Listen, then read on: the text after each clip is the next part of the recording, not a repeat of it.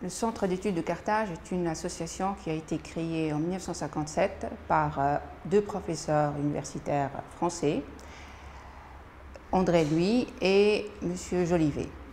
Ils ont créé cette association pour aider au développement cognitif, pédagogique de la Tunisie et pour permettre à la Tunisie de s'ouvrir aux cultures internationales. L'association est constituée essentiellement de deux volets. La bibliothèque de recherche qui accepte ou auquel adhèrent environ 600 étudiants annuellement. Le deuxième volet, ce sont les interventions extérieures qui sont constituées par les conférences, que ce soit de professeurs universitaires étrangers ou bien tunisiens.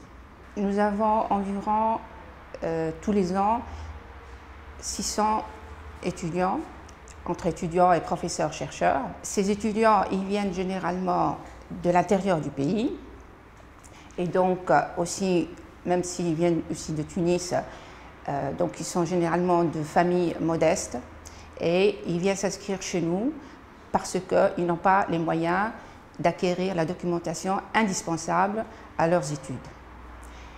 Nous essayons de procurer les programmes universitaires à l'avance pour pouvoir acheter les documents adéquats et leur permettre ainsi d'étudier. 80% de nos adhérents sont des filles. Elles profitent de notre espace pour pouvoir travailler silencieusement et par la suite donc, réussir leurs études. Nous avons remarqué qu'il y a beaucoup de chercheurs qui viennent en plus, parce qu'il y a les étudiants qui viennent de l'intérieur du pays, qui sont installés sur Tunis, inscrits dans les universités sur Tunis. Et on a aussi des chercheurs qui viennent de Sousse, de Sfax, de Monastir, de Djendouba, de Béja, du Kef aussi, du Nabeul, pour faire des recherches donc pointues. Donc ils sont en train de préparer leur thèse ou leur mémoire, et donc ils viennent exprès pendant une journée, 3 jours, passer quelques jours sur Tunis pour pouvoir se procurer la documentation indispensable à leur thèse ou mémoire ou aux études universitaires. Alors, le problème pour ces gens-là, c'est qu'ils se déplacent parfois en vain.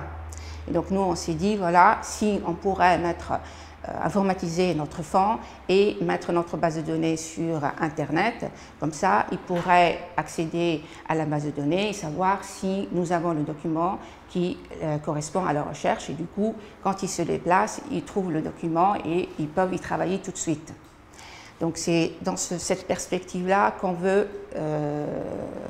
projette de réaliser ce projet. Promouvoir notre bibliothèque qui est une vieille bibliothèque donc, et qui a un fonds assez riche et particulier parce que nous sommes, je le dis et là je suis sûre de ce que je dis, nous sommes la référence dans le domaine de la philosophie et de la littérature française. Même si on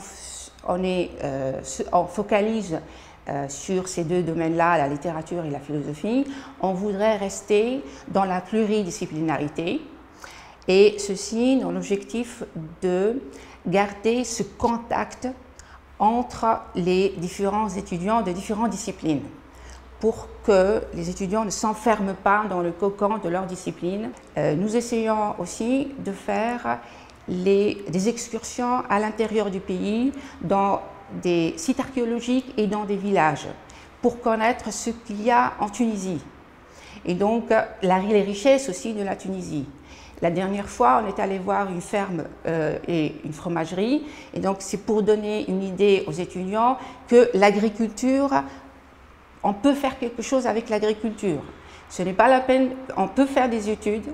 Voilà une personne qui a fait des études universitaires, mais qui s'est concentrée, qui travaille dans l'agriculture et qui réussit bien son travail. Et c'est une dame qui fait du fromage de marque. Donc ça, c'est pour donner aussi des idées. Le fait que nous sommes une association mixte. Déjà, dans notre comité de direction, il y a 3 Tunisiens et 3 étrangers, dont l'une est belge, l'autre congolaise et la troisième est égyptienne. Et ça se reflète aussi dans les gens qui travaillent à la bibliothèque et qui sont aussi des gens de différentes nationalités.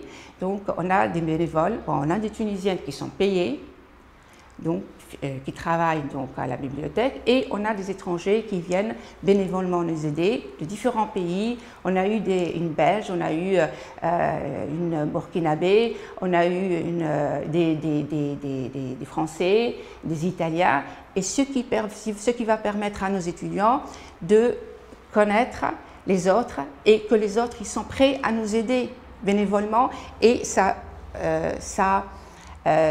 les étudiants tunisiens, ils savent que le travail bénévole a aussi son importance, et il y a un échange interculturel avec eux et ces bénévoles-là. La connaissance de l'autre se fait aussi par le biais des interventions extérieures donc, et les conférences aussi qu'on organise au sein du Centre d'études de Carthage. On a postulé pour le prix durabilité parce que nous croyons que nous jouons un rôle dans la formation de l'être humain à long terme. C'est l'étudiant qui rentre avec un manque et nous essayons de remplir ce manque pour qu'il puisse affronter le monde et du travail et de la vie par la suite quand il finira ses études. La mise en valeur de notre établissement.